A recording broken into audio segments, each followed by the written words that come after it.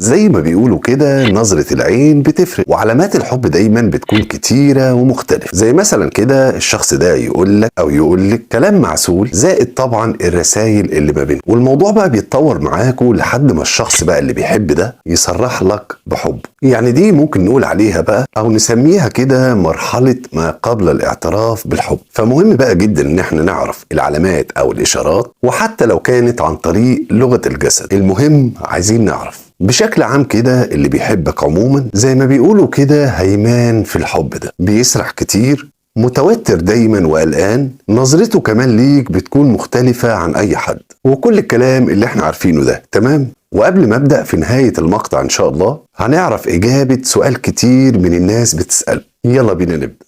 تعالوا نشوف كده ابرز العلامات. العلامة رقم 1، اي انسان بيحب بتكون طبعا تصرفاته مختلفة عن اي حد تاني. يعني لما بيتعامل معاك بيكون غير شخصيته او حقيقته. معناه ايه الكلام ده بقى؟ يعني ما بيعرفش يتحكم في مشاعره قدام الشخص اللي بيحبه. يبتدي بقى يظهر انه انسان كريم وحنين، وبيحرص جدا بقى كمان انه يسيطر على انفعالاته، يعني عشان ما يتعصبش قدامك، ويظهر لك بقى بانه شخص لطيف وحبوب. فاكيد طبعا دي مش قاعدة عامة، يعني مش كل الناس زي بعض، ده غير كمان في تعبيرات وشه وهو بيتعامل معاك. الأغلبية طبعا بتكون كده. ندخل بقى على طول في العلامة التانية. خلينا نكون متفقين بأن الحب بيجي بشكل عفوي وتلقائي أو مفاجئ. بمعنى أدق يعني إن الحب ده بيكون قدر، يعني محدش ينفع لا يخترعه أو يألفه. هنا بتكلم عن الحب الصادق الحقيقي، ملناش دعوة احنا بالناس اللي بيدعي الحب. المهم بقى هنلاحظ إن الشخص اللي بيحب ده لغة جسده كمان هي بتتكلم، زي الحركات بالإيد مثلا بتعبيرات كويسة يعني، أو إنه يبص لك ويركز معاك لفترات طويلة جدا. العيون هنا بتلعب دور كبير في الحب، وده لأنه بطريقة تلقائية كده نظرته ليك بتبقى طويلة.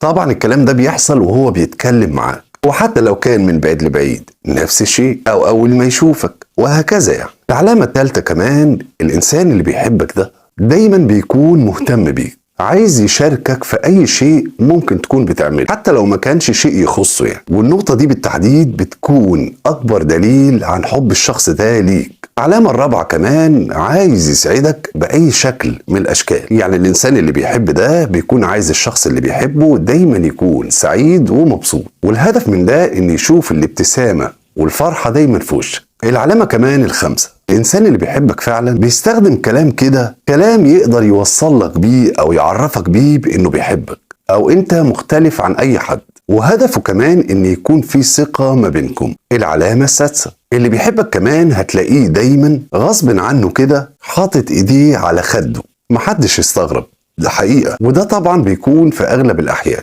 دي علامة تقولك بأن الشخص ده أو الإنسان ده بيحبك. العلامة هنا كمان السابعة والأخيرة، ودي بقى من أهم العلامات، لغة العيون. نركز فيها جدا. اللي بيحبك هتلاقيه مركز دايما أو طول الوقت عليك. في النهاية عايز أقول لكم إن الحب ده لو كان حب حقيقي هيكون أجمل وأعظم حاجة ممكن تحصل لك في حياتك أو حياتك، لأن الحب كده سبحان الله بيدينا قوة، ويخلي كمان حالتنا النفسية بتكون مرتفعة وكويسة جدا. ولازم نخلي بالنا ان الحب عمره ما كان كلام وبس، الحب هنا بيكون افعال.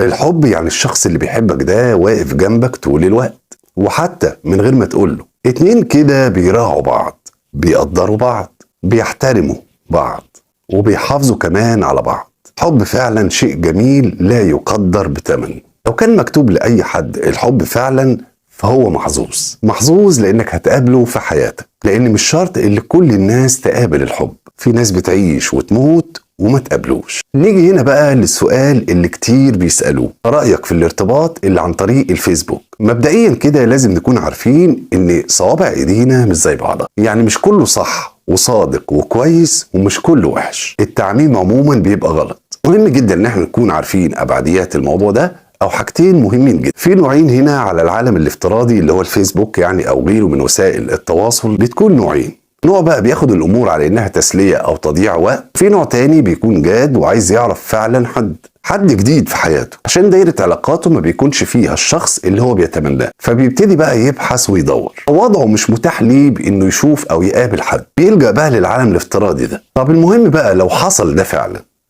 ان احنا تعرفنا على حد انا بفترض هنا فرضيه، ولكن طبعا في الواقع اكيد ده بيحصل. وواحد قال لك انا عايز ارتبط بيكي. مهم جدا انك تعرفي الاول مين الشخص ده، وتركزي جدا في النقطة دي. يعني تحاولي تجمعي شوية معلومات عنه عن طريق الاكونت بتاعه مثلا، تشوفي صورته حقيقية ولا لا. خلاص شفنا الحاجات دي وشفت شكله وعجبك او شايفاه ان هو انسان كويس وكده، نبتدي بقى في الخطوات المهمة اللي هو مفترض ان يعرفك ويعرف اسرتك. ده الكلام ده لو انسان جاد فعلا. طب لو مفيش بقى صورة والكلام ده، يبقى الحساب بتاعه ده فيك، وفي الغالب كده بيكون الشخص ده عايز يضيع وقت مش اكتر، فنبعد عنه من البداية. نرجع بقى للإنسان اللي كلمنا ده وشايفينه إن هو جاد، نثبت إن هو الصح وكويس وصادق ولا لأ لما يعمل خطوات على الأرض.